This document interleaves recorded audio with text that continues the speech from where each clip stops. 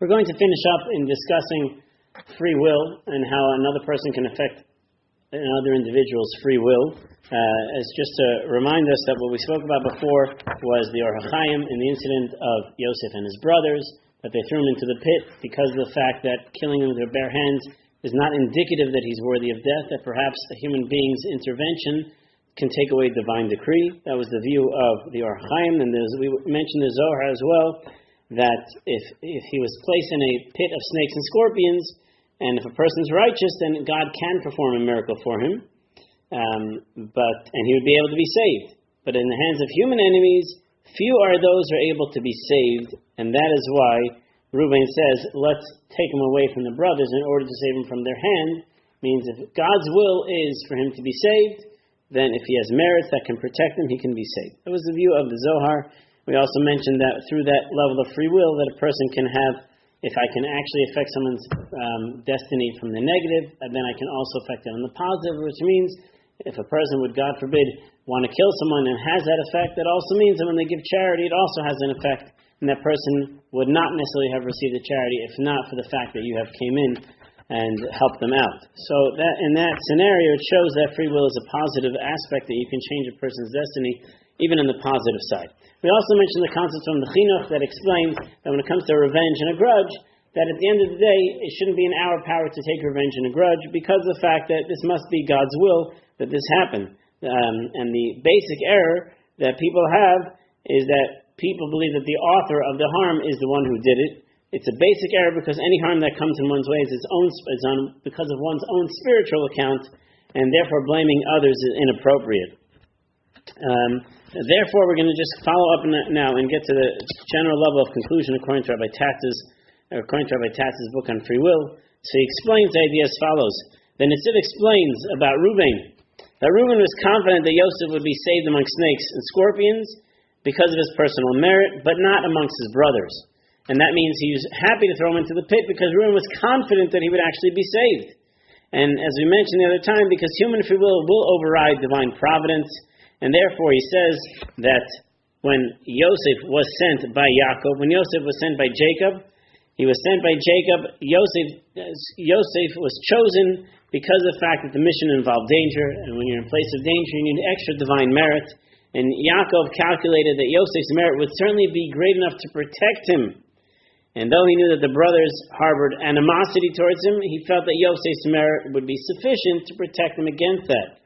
So therefore, a beautiful idea that Netziv explains, when Yosef's coat was brought back and it was bloody, assuming that an animal went and destroyed it, and showing evidence seemingly, and that's what his terminology was, Torah Yosef, that it looks like he was torn to shreds by an animal, that was a very difficult experience for Yaakov to understand, because of the fact that it indicated that he was vulnerable not just by man, but also by animals, something which he thought Yosef would be able to have a divine protection from, and this was something that was certainly defeating for Yaakov, because he possibly felt that maybe he misjudged, and that Yosef, he thought, would have been saved from an animal because of the fact it would have had divine protection, but right now it seems like he did not have that. So that's why the Netziv explains at this point of Yaakov's depression, seeing that Yosef was torn by an animal, or assumingly torn by an animal, was exceedingly difficult for Yaakov to be able to accept. So therefore, as we get to the conclusion, we'll just mention a few ideas as to basically show that a human being has the ability to affect someone else's divine protection, or we'll call it providence, of what is supposed to happen, their future. A human being does have this ability to do it, and a human being has a greater sense than other things to be able to take matters into their own hands. Chaim Kanievsky writes that a person cannot be killed without a heavenly decree, but against human free will, a person needs to have more merits to be able to be saved. So, as when we talk about the concept of merit means that if there is a potential victim of another's act, if you have that potential victim as adequate merit, then he'll be protected from the involved harm, which is why we see people could be attacked by Nazis, Yamach Shemam, or by others and still be saved because somehow they have some other divine merit. We mentioned that divine merit can be personal or can be something from an ancestor's merit that protects that individual. So what we're saying over here is that a human being does not have carte blanche ability to just interrupt someone else's life, but they can actually impose a level of danger, and if there is some level of divine merit, that will enable them to actually be saved.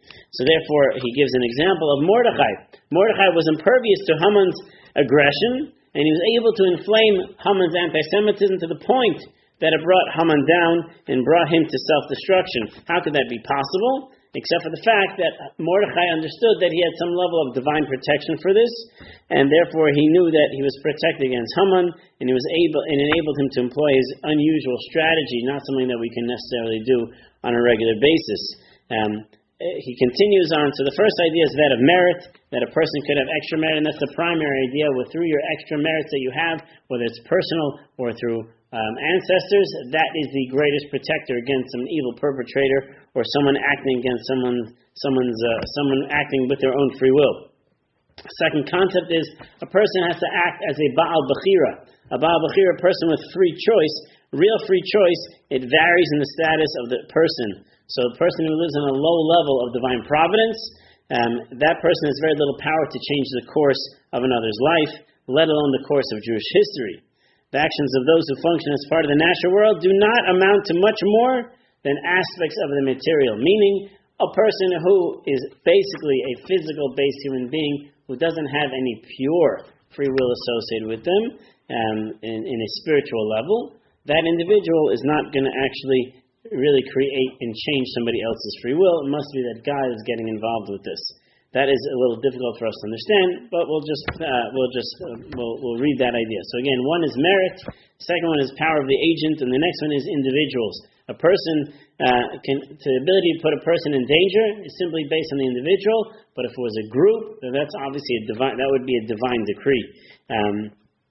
And therefore we learned that from the Gemara that tells us that when God gives permission for the mashchas to be able to destroy, the destroyer to go out, then is no longer distinguished between righteous and the wicked, and this is why all the Jews had to stay in their homes at the night of the plague of the firstborn, because permission is given over to the destroyer to go out. So therefore, in public fashion, that's a divine decree, whereas individuals can affect an individual's situation.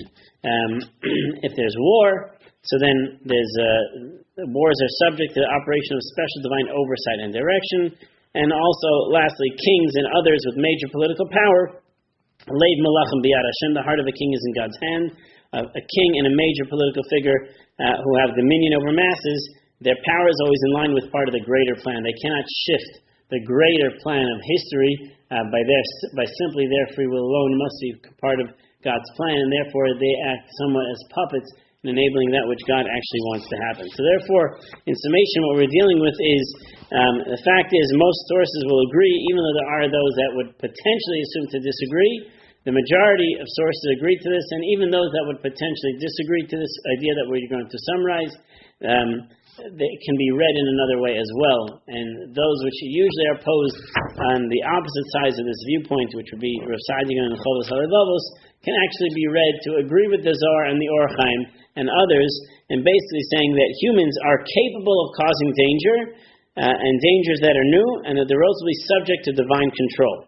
Which means you can put a person in danger, and a person can be affected by it, and in order for the person to be protected, they would need some element of divine protection, some element of merit to be able to help them through that when we're talking about on an individual level. And so therefore, we see from this that human beings have unique power to operate in the world, never against God's final decision, yet we can interfere with that what's supposed to happen. Humans are uniquely dangerous, but only to those who are personally deficient. Blame may be appropriate when others harm us, but not revenge. We can turn to others with genuine attribution for the harm that occurred when they place us in danger, but only to God for that which actually happened. So we see, when it comes to the level of free will, a human being actually does have a sense of free will and can act upon things that can interfere within another person's life, and that will trigger the question of merit, and that will trigger the question of whether the person can have divine protection. But and again, as we mentioned, divine protection and our free will can affect both on the negative and the positive as well.